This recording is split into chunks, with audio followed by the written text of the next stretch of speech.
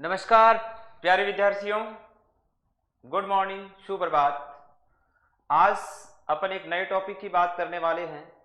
19वीं शताब्दी में भारत में सामाजिक और धार्मिक सुधार आंदोलन जो हुए थे, भारतीय समाज में विभिन्न प्रकार की जो कुरीतियां फैली थी, ऐसे कौन कौन से ऐसे समाज सुधारक रहे हमारे समाज के, जिन्होंने विशेष रूप से हम कह सकते हैं ये सुधार आंदोलन हिंदू धर्म से संबंधित था। हिंदू धर्म में व्याप्त वो बुराइयां जिनको इन समाज सुधारकों के प्रयास से उनको प्रतिबंधित किया गया। तो आज अपन एक नए टॉपिक की बात करने वाले हैं। 19वीं शताब्दी में सामाजिक एवं धार्मिक सुधार आंदोलन, या आप कह सकते हैं भारत का 19वीं शताब्दी का पुनर्जागरण आंदोलन, किस तरह से जनता में जो हिंदू धर्म के प्रति व्याप्त बुराइयां उनके समाज में थी, उनको इन समाज सुधारकों के द्वारा विभिन्न प्रकार की संस्थाएं स्थापित करके उनको प्रतिबंधित किया गया, उनको रोका गया। तो अपन एक नए टॉपिक के साथ में आज 19वीं शताब्दी में टॉपिक का नाम रहेगा 19वीं शताब्दी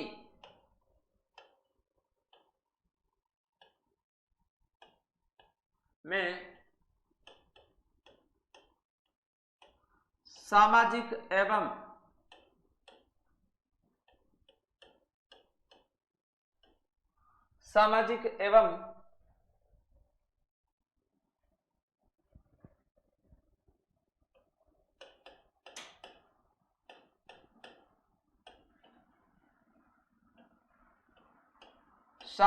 एवं धार्मिक सुधार आंदोलन।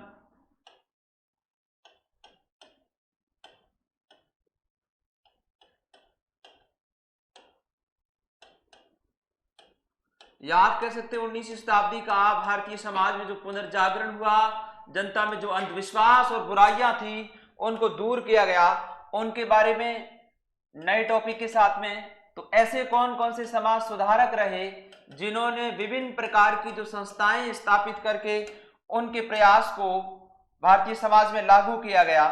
तो सबसे पहले बात कर रहे हैं कि जब ये सुधार आंदोलन होने का सबसे प्रमुख उद्देश्य था कि जिस तरह से पाश्चात्य जो संस्कृति थी, पाश्चात्य संस्कृति से तात्पर्य है पश्चिम के देशों की संस्कृति को अपनाना। भारत ब्रिटिश उपनिवेश था, अंग्रेजों का उपनिवेश था। भारतीय लोग अंग्रेजों की संस्कृति को अपना रहे थे और अपनी पुरातन पंथी जो संस्कृति, वैदिक संस्कृति थी, उनको भूलते जा रहे थे। उसी संस्कृति को वापस जीवंत करने के लिए विभिन्न प्रकार के तमाम प्रकार के समाज सुधारकों ने भारतीय हिंद समाज में विभिन्न कुरीतियों को प्रतिबंधित किया था। यानी 19वीं शताब्दी में ये जो धर्म सुधार आंदोलन हुआ, इनका सबसे बड़ा कारण था अंग्रेजी शासन। सबसे बड़ा कारण था कि ये 19वीं शताब्दी में धर्म सुधार आंदोलन क्यों हुआ। तो इस कारण के तहत हम देखते हैं कि सबसे बड़ा कारण था अंग्रेजी शासन। भारत में पाश्चात्य संस्कृति दिनों दिन मजबूत होती जा रही थी। अंग्रेजों की शासन व्यवस्था और अंग्रेजी शिक्षा पद्धति भारत में मजबूत होती जा रही थी। उन्हीं के विरोध में होने के कारण अंग्रेजी शासन मुख्य मुद्दा रहा। इसके बाद दूसरा, हिंदू धर्म में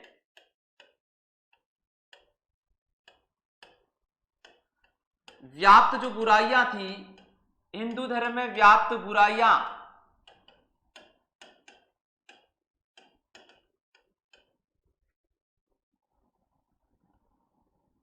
बुराइयों को खत्म करना। सबसे पहले यदि माना जाता है कि भारतीय जो समाज सुधार था, सबसे पहले जो किस स्थान से प्रारंभ माना जाता है, या कहां का जो बुद्धिजीवी वर्ग था, यानी भारतीय समाज में फिर से जो पुनर्जागरण की लहर दौड़ी, उसके लिए सबसे ज्यादा जो प्रभावी था वो कौन था? पुनर्जागरण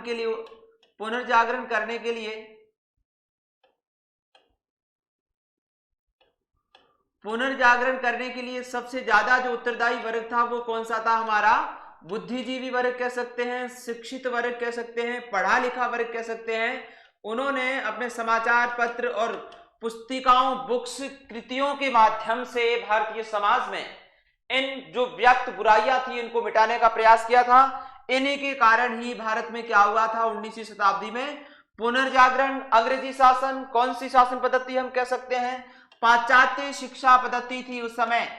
पश्चिमी देशों के द्वारा जो संस्कृति अपनाई जाती है उसी को हम क्या कहते हैं, पाश्चात्य संस्कृति के नाम से जानते हैं। और सबसे पहले यदि आप मानेंगे तो सबसे पहले जो पुनर्जागरण का प्रारंभ है वो बंगाल से होगा। भारत में पुनर्जागरण का सबसे जो पहले प्रारंभ होगा, पुनर्जागरण का प्रारंभ यदि हम मानेंगे, क्योंकि अंग्रेजों ने अपना जो राज शुरू किया था वो आपको पता है कि कलकत्ता, बंगाल ही उनका प्रमुख राज्य था, बंगाल प्रेसिडेंसी ही प्रमुख राज्य था जहां से उन्होंने अपने पैर जमाने शुरू किए थे। तो सामाजिक और धार्मिक सुधार जो अंग्रेजी शासन पद्धति, पाश्चात्य शिक्षा संस्कृति जो यहां लागू हो रही थी, उन्हीं के कारण भारतीय समाज सेवी, बुद्धिजीवी वर्ग, शिक्षित वर्ग, मध्यम वर्ग के द्वारा उन दोषों को दूर करके वापस हमारी जो पुनः वैदिक संस्कृति थी उनको लागू करना, भारतीय संस्कृति की पुरातन जो संस्कृति थी, सनातन संस्कृति थी, उसको लागू करने के लिए पढ़े लिखे बुद्धिजीवी मध्यम वर्ग ने इस प्रयास को करना शुरू किया। तो सबसे पहले ये बात आती है किस राज्य से, बंगाल से। तो अलग अलग क्षेत्र से लोग रहेंगे समाज सुधार के रूप में। तो सबसे पहले यदि हम बंगाल की बात करते हैं तो सबसे पहला जो व्यक्तित्व था जिन्होंने 19वीं शताब्दी में भारतीय पुनर्जागरण को शुरू किया, भारतीय पुनर्जागरण का पिता कह सकते हैं आप उनको, भारतीय राष्ट्रवाद का जनक कह सकते हैं उनको आप, पत्रकारिता का युगदूत कह सकते हैं, भारतीय भाषाई प्रेस का प्रवर्तक उनको कहा जा सकता है, पुनर्जागरण का प्रभात तारा, मॉर्निंग स्टार के नाम से जाना जा सकता है, आधुनिक भारत का प्रथम व्यक्तित्व राजा राम मोहन राय। इन सभी उपाधियों के साथ में भारत में 19वीं शताब्दी में जिन्होंने ये धार्मिक और पुनर्जागरण जो आंदोलन शुरू किया था, तो उनमें पहला जो व्यक्तित्व रहेगा वो कौन रहेगा, राजा राम मोहन राय। भारत में जिनका संबंध बंगाल से ही रहेगा, इसलिए याद रखना भारत में जो पुनर्जागरण का प्रारंभ था वो किस स्थान से हुआ था, बंगाल से हुआ था। और बंगाल का वह व्यक्तित्व राजा राम मोहन राय, जिनको हम क्या कहेंगे, भारतीय पुनर्जागरण का पिता, पत्रकारिता का अग्रदूत, अतीत और भविष्य के बीच में सेतु का काम करने वाला, आधुनिक राष्ट्रवाद का उदय करने वाला व्यक्ति, सुधार आंदोलनों का प्रवर्तक के नाम से भी हम जान सकते हैं, पुनर्जागरण का प्रभात तारा के नाम से भी उनको जाना जाता है, क्योंकि उन्होंने भारतीय समाज में एक नई दशा और दिशा दी, जिनके माध्यम से हमारी संस्कृति को पुनः जीवंत किया गया।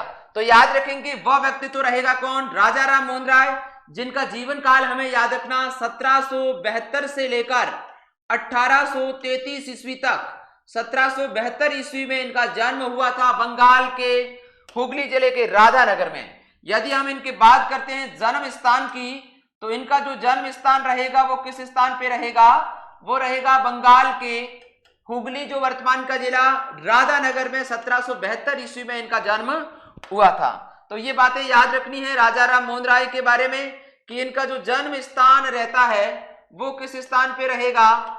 इनका जन्म रहेगा इनका 22 मई 1772।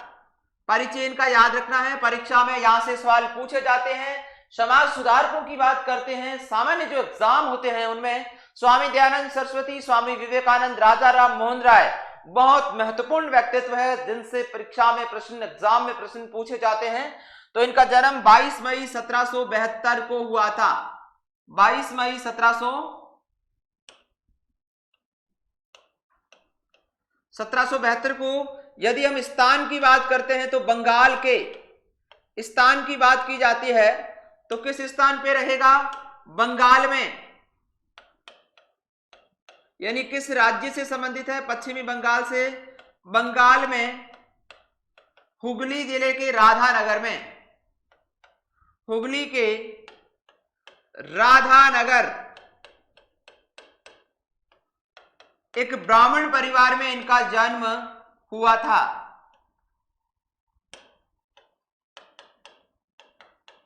ब्राह्मण परिवार में इनका जन्म हुआ था। ये बातें परिचय के रूप में हमें याद रखनी है। 1772 में इनकी जन्मस्थली कौन सा स्थान रहेगा, बंगाल रहेगा। हुगली जिला वर्तमान का कौन सा क्षेत्र, राधानगर क्षेत्र में 22 मई 1772 ईस्वी को राजा राम मोहन राय का जन्म हुआ था। इन्होंने भारत में इस आंदोलन की शुरुआत की थी, इसलिए इसके कई सारे हमें उपनाम पढ़ने को मिलते हैं।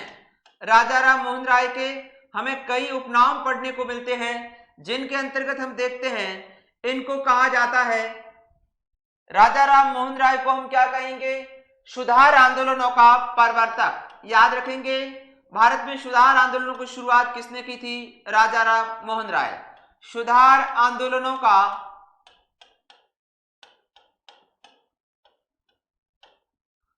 प्रवर्तक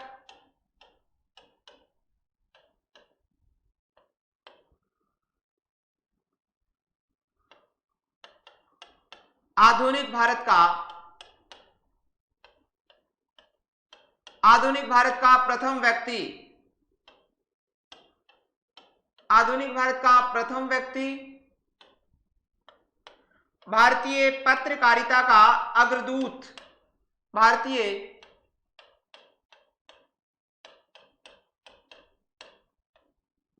पत्रकारिता का अग्रदूत। इसके बाद में भारतीय भाषाई प्रेस का प्रवर्तक, भारतीय भाषाई प्रेस का प्रवर्तक, पुनर्जागरण का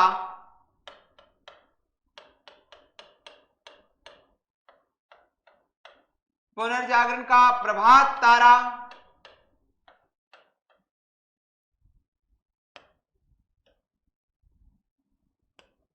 पुनर्जागरण का प्रभात तारा, जिसको आप इंग्लिश में कहेंगे मॉर्निंग स्टार।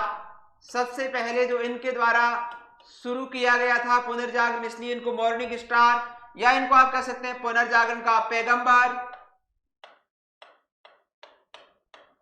पुनर्जागरण का पैगंबर, पुनर्जागरण का नवदूत कह सकते हैं। नया व्यक्ति था जिन्होंने इस कार्यक्रम को शुरू किया था। आधुनिक राष्ट्रवाद का प्रवर्तक भी कह सकते हैं। आधुनिकता, जो आधुनिक भारत के अंतर्गत भारतीय लोगों में जो राष्ट्रीयता की भावना फैली थी, उनके लिए भी इनको जाना जाता है। इनके अलावा इनको अतीत और भविष्य के बीच का सेतु के नाम से भी जाना जाता है। अतीत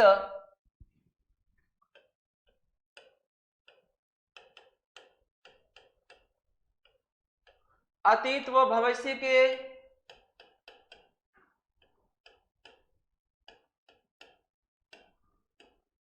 के मध्य सेतु,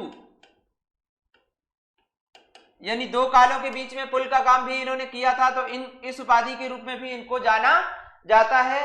याद रखेंगे ये सारी उपाधियां किन की रहेगी, राजा राम मोहन राय की। भारतीय समाज में या भारतीय इतिहास में धार्मिक और सामाजिक सुधार आंदोलन, जो सांस्कृतिक आंदोलन पुनर्जागरण था, उनको शुरू करने का श्रेय राजा राम मोहन राय को जाता है। इसलिए उनको क्या कहा जाता है, पुनर्जागरण का अग्रदूत कहा जाता है, पुनर्जागरण का प्रभात तारा कहा जाता है, पुनर्जागरण का नवदूत कहा जाता है, उनको पुनर्जागरण का पैगंबर कहा जाता है, और उनको अतीत और भविष्य के बीच में सेतु, एक पुल, दो कालों के बीच में एक पुल के रूप में काम करने के लिए जाना जाता है। आधुनिक भारत का प्रथम व्यक्ति भी उनको कहा जाता है।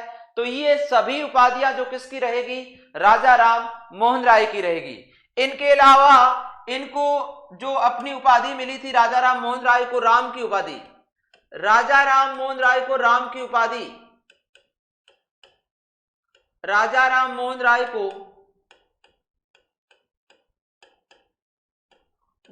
को जो उपाधि मिली थी नंबर 1 राम की उपाधि, वो तो मिली थी इनको किनसे, इनके पिता से।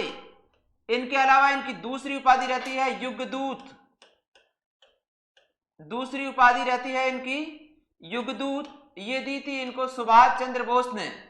राजा राम मोहन राय को युगदूत की उपाधि किसके द्वारा दी गई, सुभाष चंद्र बोस के द्वारा। राम की उपाधि उनके पिता के द्वारा दी गई थी। तो ये बातें याद रखनी है। बचपन में जब 1772 ईस्वी में जन्म होने के बाद में इन्होंने जो बचपन में जो कार्य किया था, वो कार्य था इनका कौन सा, 1803 ईस्वी से 1803 से लेकर 1814 तक ये अंग्रेजों की EIC,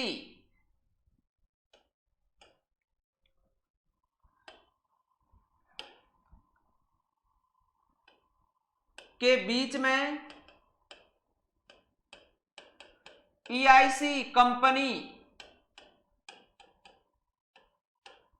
में दीवान के पद पर रहे। कस्टम कलेक्टर के रूप में कह सकते हैं, दीवान के पद पर कार्य किया इन्होंने। 1803 से लेकर 1814 में कार्य किया।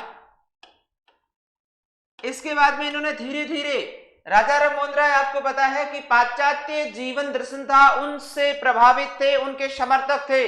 अंग्रेजों की जो अंग्रेजी शिक्षा प्रणाली थी उनके ये क्या थे, समर्थक थे। उन्होंने मूर्ति पूजा,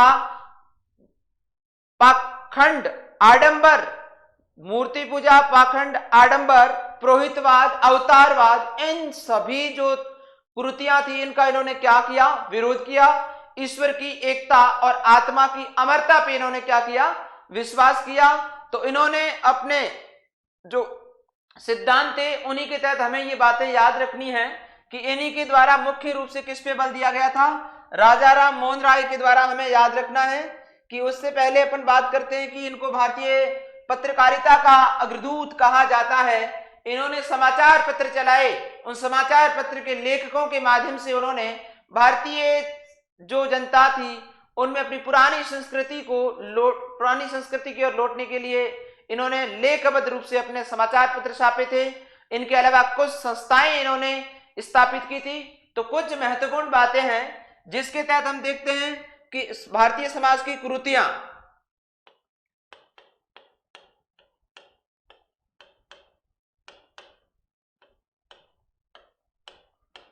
सामाजिक कुरीतियों की बात की जाती है।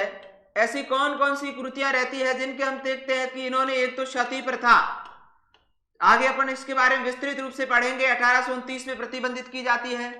बाल विवाह, बहु विवाह,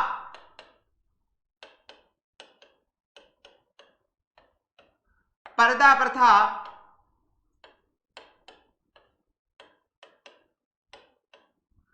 छुआछूत,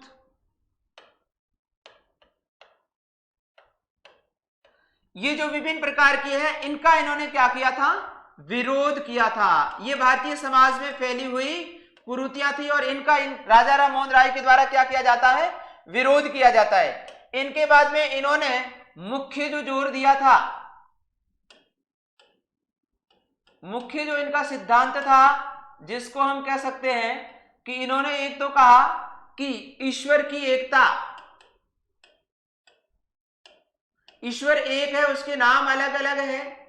दूसरा इन्होंने कहा आत्मा की अमरता, आत्मा कभी मरती नहीं है, आत्मा की अमरता। ये इनके मुख्य सिद्धांत आप कह सकते हैं कि ईश्वर की एकता और आत्मा की अमरता जिनके पक्षधर थे, मुख्य सिद्धांतों के तहत ये उनकी बातों को मानते थे।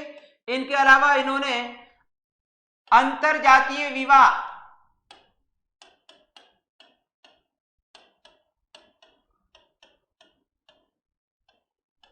अंतरजातीय विवाह, स्त्री शिक्षा,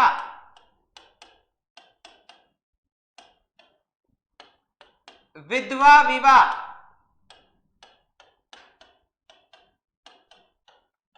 इनके द्वारा क्या किया जाता है, समर्थन किया जाता है। कॉन्सेप्ट आधारित प्रश्न बनता है कि निम्न में से कौन सा सिद्धांत राजा राम से मेल नहीं खाता। तो विभिन्न प्रकार की जो कुरीतियां थी सामाजिक, सती प्रथा, बाल विवाह, बहु विवाह, पर्दा प्रथा, इन सभी का इनके द्वारा क्या किया जाता है, विरोध किया जाता है। इनके अलावा ये पाश्चात्य जीवन दर्शन के समर्थक थे, यानी पाश्चात्य मतलब पश्चिम देशों की, यूरोप के देशों की जो शिक्षा थी, यानी अंग्रेजी शिक्षा के ये लोग क्या थे, राजा राम मोहन राय समर्थक थे। अंग्रेजी शिक्षा के हम कह सकते हैं क्या थे, समर्थक। अंग्रेजी शिक्षा के समर्थक के रूप में इनको जाना जाता है। मूर्ति पूजा, ये तो सामाजिक कुरीतियां थी। इनके अलावा इन्होंने मूर्ति पूजा का विरोध किया। मूर्ति पूजा के विरोध के रूप में इन्होंने अपनी पहली पुस्तक भी लिखी। इसके बाद में अवतारवाद, पुरोहितवाद,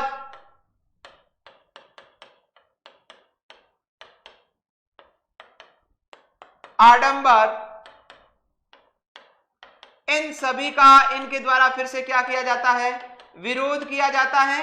तो ये याद रखेंगे, कॉन्सेप्ट से प्रश्न बनता है कि किनके समर्थक थे, कौन सी बात का समर्थन इन्होंने नहीं किया। मुख्य जो सिद्धांत था इनका, ईश्वर की एकता और आत्मा की अमरता पे इन्होंने जोर दिया। अंतर जातीय विवाह यानी जो इंटरकास्ट जिसको हम बोलते हैं, हमारे समाज में आज भी ये प्रॉब्लम है। सरकार प्रोत्साहित कर रही है, 5-5 लाख रुपए तक की प्रोत्साहन राशि भी दे रही है, फिर भी कुछ ऐसी जातिवाद के कारण आज भी ये व्यवस्था लागू नहीं हो पा रही। तो उन्होंने उस समय भी इसका समर्थन किया कि अंतरजातीय विवाह होना चाहिए, स्त्री शिक्षा को बढ़ावा मिलना चाहिए, स्त्रियों को अपने उत्तराधिकार की जो संपत्ति है उसमें अपना हक मिलना चाहिए। हिंदू उत्तराधिकार नियम एक पुस्तक भी इन्होंने लिखी थी, जिसके तहत इन्होंने कि स्त्रियों को उत्तराधिकार में अपनी भागीदारी और अपना हिस्सा इनको मिलना चाहिए। विधवा विवाह का समर्थन किया था कि विधवाओं का विवाह है वो दोबारा होना चाहिए, लेकिन कुछ ऐसे आज भी समाज है जिसमें ये प्रतिबंधित है कि एक बार शादी होने के बाद दोबारा उनकी शादी नहीं की जाती है। पाश्चात्य शिक्षा मुख्य रूप से ये ऐसे समाज सुधारक रहेंगे, आगे हम स्वामी दयानंद सरस्वती, विवेकानंद वगैरह पढ़ेंगे, अंग्रेजी शिक्षा के समर्थक नहीं है। कौन से समाज सुधारक अंग्रेजी शिक्षा के प्रबल समर्थक रहे, पाश्चात्य जीवन दर्शन के समर्थक रहे? राजा राम मोहन राय। तो इन सभी शिक्षाओं को, इन बातों को हमें याद रखना है। अब इनके द्वारा कौन कौन सी ऐसी संस्थाएं स्थापित की गई समाज सुधार के लिए? राजा राम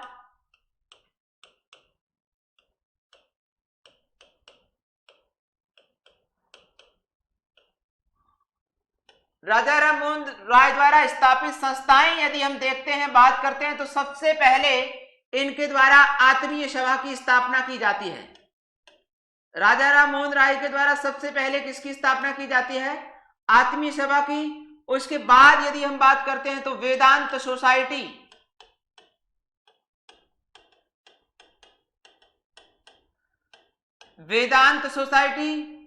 उसके बाद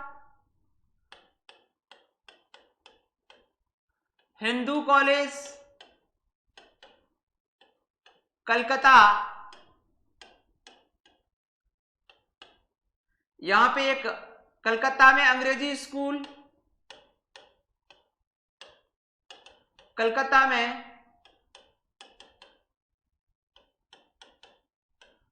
अंग्रेजी स्कूल की स्थापना की जाती है। इसके बाद इनके द्वारा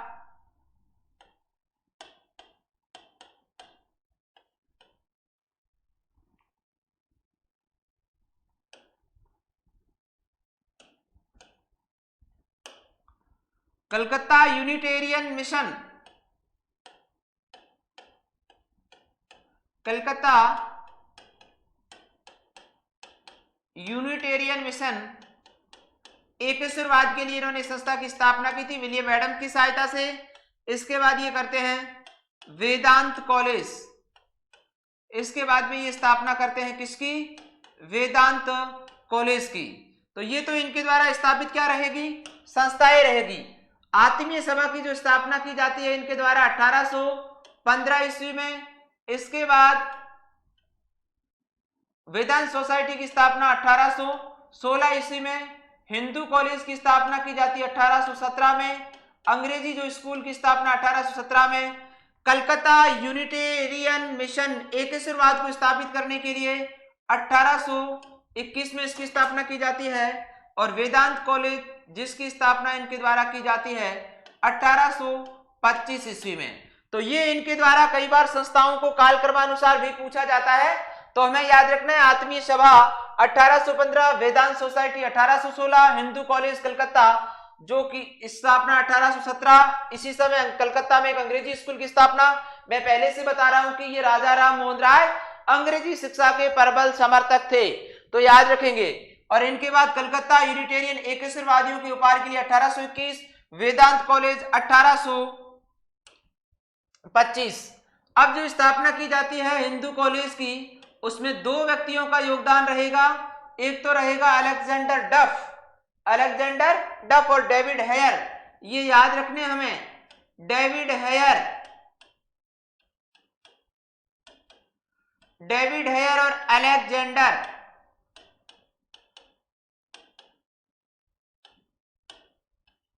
अलेक्जेंडर डफ के सहयोग से, इन दोनों के सहयोग से इन्होंने कलकत्ता में हिंदू कॉलेज को स्थापित किया था। कब याद रखना हमें? 1817 ईस्वी में। इसी दौरान कलकत्ता में अंग्रेजी स्कूल, और ये इनकी स्थापना इन्होंने की थी किनकी सहायता से? विलियम एडम्स की सहायता से। अंग्रेज था, याद रखेंगे, विलियम एडम्स की सहायता से इन्होंने कलकत्ता यूनिटेरियंस की स्थापना की थी। और इसका जो मुख्य उद्देश्य था वो था क्या? एकेश्वरवाद को स्थापित करना। एकेश्वरवाद को स्थापित करने के लिए ही इसकी स्थापना की गई थी। तो ये बात भी हमें याद रखना है कि एकेश्वरवाद को स्थापित करने के लिए इनके द्वारा 1821 में विलियम एडम्स की सहायता से कलकत्ता यूनिटेरियंस की स्थापना इनके द्वारा की गई। और वेदांत कॉलेज की भी स्थापना कलकत्ता में की जाती है 1825, याद रखेंगे, 1825 में इसकी स्थापना की जाती है। ये आत्मीय सभा 1815, वेदांत सोसाइटी 1816, हिंदू कॉलेज कलकत्ता, दो किन अंग्रेजों का महत्वपूर्ण योगदान था? डेविड हेयर और अलेक्जेंडर डफ, याद रखेंगे। इसके बाद में कलकत्ता यूनिटेरियन मिशन 1821, वेदांत कॉलेज 1825 कलकत्ता में। काल क्रम के अनुसार अच्छा बढ़िया प्रश्न बनता है, पूछा जा सकता है इनको की परीक्षा में। इस तरह से इन चार संस्थाएं देके उनको काल क्रमानुसार जमाइए। तो ये बातें भी हमें ध्यान रखनी है। अब इनके बाद में यदि हम बात करते हैं कि पत्रकारिता में इनका बहुत बड़ा नाम रहा। पत्रकारिता की यदि बात की जाती है तो इनके द्वारा जो समाचार पत्र इन्होंने निकाले थे, समाचार पत्रों के तहत हम देखते हैं कि सबसे पहले इन्होंने बात की जाती है तो तुहफात उल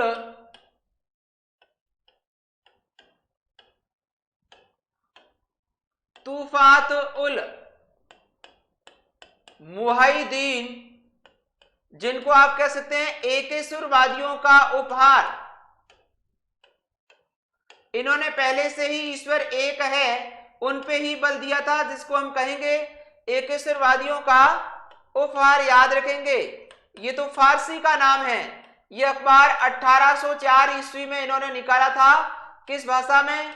फारसी भाषा में, याद रखेंगे। 1804 ईस्वी में फारसी में इनके द्वारा जो ईश्वर एक है उस सिद्धांत को मजबूत करने के लिए इन्होंने तूफात उल मुआउद्दीन, फारसी भाषा 1804, जिसको हिंदी में हम कहेंगे एकेश्वरवादियों का उपहार। यदि अंग्रेजी में बोला जाता है तो इनको हम कहेंगे gift of monotheist, gift of the monotheist, एकेश्वरवादियों का उपहार, याद रखेंगे।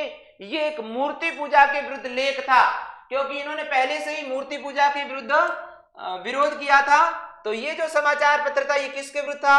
उनका एक मूर्ति पूजा के विरुद्ध हम कह सकते हैं लेख था। मूर्ति पूजा के विरुद्ध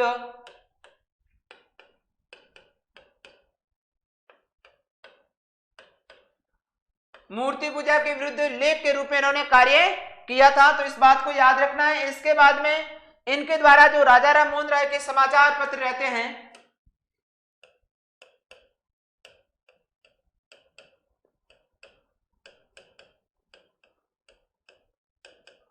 राजा राम मोहन राय के समाचार पत्र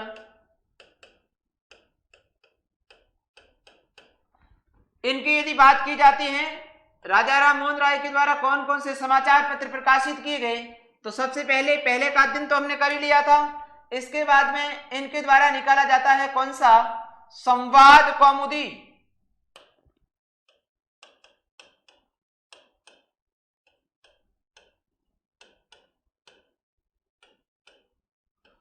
संवाद कौमुदी 1821 में कब निकाला गया? 1821 ईस्वी में इसका प्रकाशन 1821 ईस्वी में। किस भाषा में? बंगाली भाषा में। किस भाषा में रहेगा? बंगाली भाषा में 1821 ईस्वी में संवाद कौमुदी का प्रकाशन किया गया। किसी भारतीय द्वारा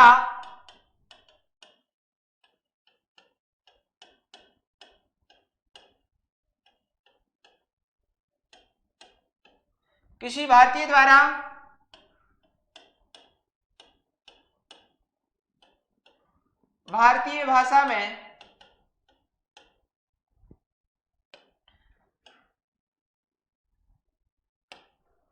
किसी भारतीय द्वारा संपादित, संचालित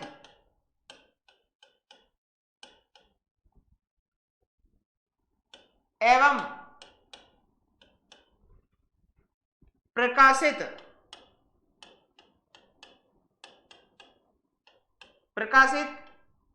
प्रथम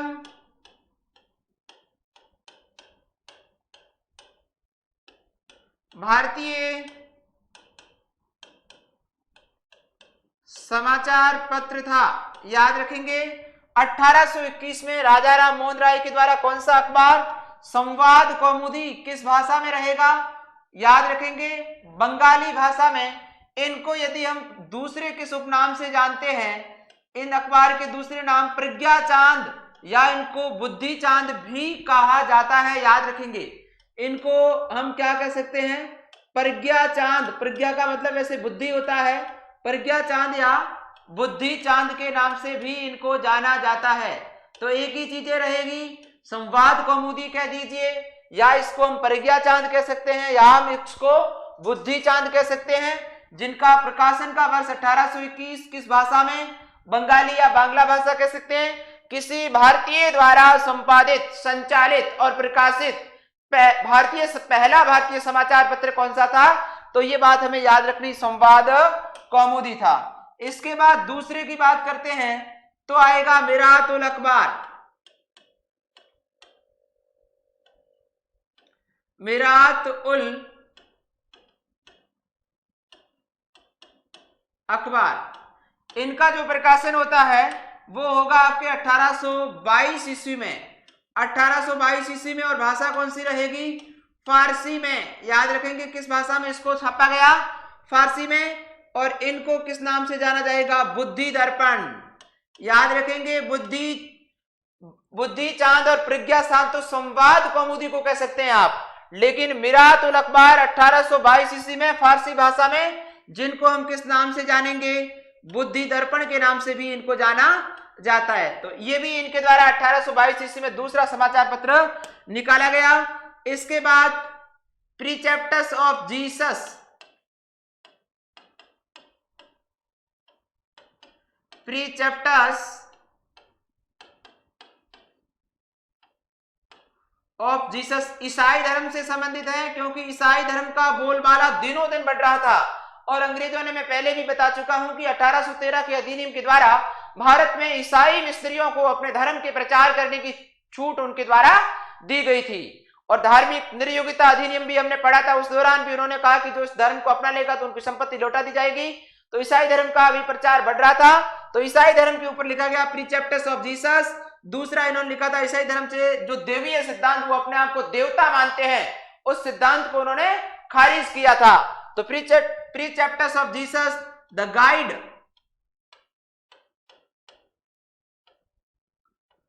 guide to peace and happiness, the guide to peace and happiness.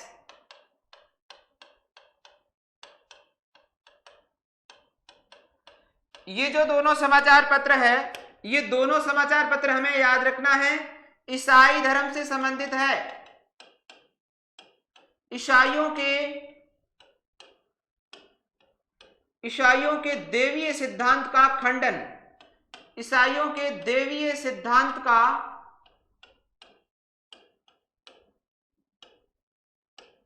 खंडन इनके द्वारा किया जाता है। याद रखेंगे ये बात। इसके बाद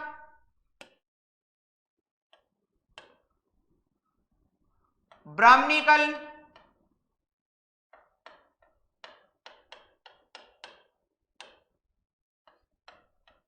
ये इनके द्वारा अंग्रेजी में प्रकाशित पत्रिका थी। अंग्रेजी भाषा में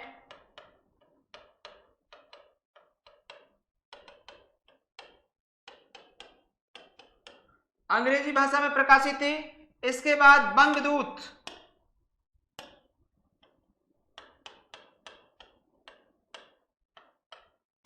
1829 में निकाला था, हिंदी भाषा में। बंगदूत समाचार पत्र था इसका, हिंदी भाषा में 1829।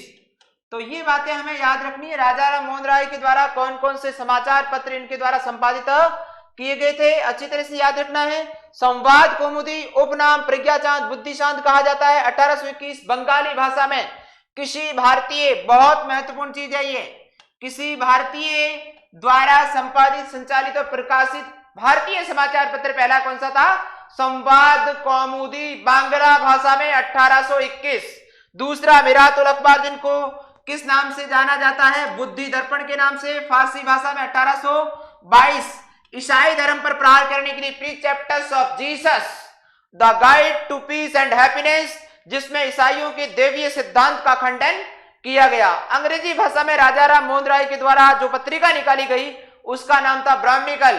हिंदी भाषा में राजा राम मोहन राय के द्वारा कौन सी पत्रिका निकाली गई? तो हमें याद रखना हिंदी भाषा में बंगदूत। तो याद रखेंगे तूफात उल मुहाउद्दीन एकेश्वरवादियों का उपहार, एक मूर्ति पूजा के विरुद्ध लेख था। मूर्ति पूजा, बहुदेववाद, अवतारवाद, पुरोहितवाद, इन सभी का उन्होंने क्या किया था? खंडन किया था। ईश्वर की एकता और आत्मा की अमरता पर उन्होंने बल दिया था। इनके अलावा उन्हें अंतरजातीय विवाह, स्तरीय शिक्षा और विधवा विवाह का समर्थन उनके द्वारा किया गया था। बाल विवाह, बहु विवाह, सती प्रथा, छुआछूत, पर्दा प्रथा, इन समस्त तमाम प्रकार की कुरीतियों का उनके द्वारा क्या किया जाता है? विरोध किया जाता है। कई उपनाम उनके रहेंगे, कई उपाधियां उनकी रहेगी जो हमें याद रखनी है, परीक्षा में पूछी जाती है। तो ये बातें उनके समाचार पत्र, इससे पहले हमने संस्थाएं पढ़ ली थी और इसने संवाद कौमुदी में सती प्रथा का लेख, सती प्रथा का भी उल्लेख किया था। यदि इसकी हम बात करते हैं सती प्रथा की, तो राजा राम मोहन राय के प्रयासों से ही बहुत महत्वपूर्ण चीज है ये सती प्रथा को जो प्रतिबंधित किया गया।